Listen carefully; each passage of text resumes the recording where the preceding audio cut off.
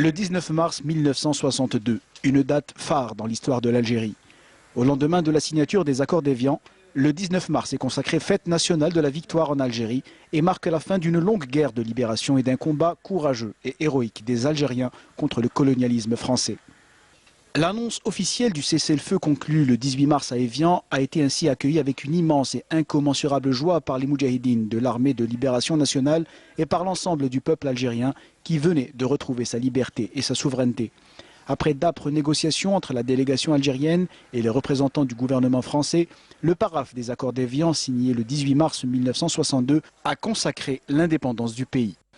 Tout au long de ces négociations, la délégation algérienne dirigée par Karim Belkacem avait rejeté toutes les propositions présentées par la France hypothéquant la souveraineté nationale après l'indépendance, notamment la question du maintien du Sahara algérien et la base navale de Mess el-Kbir sous domination française et la question du million de Français établis en Algérie. La délégation algérienne avait campé sur sa position au sujet du Sahara qu'elle était déterminée à défendre coûte que coûte avant de convenir avec la délégation française du maintien des investissements français au Sahara pendant une durée de 3 ans, notamment après la découverte de pétrole.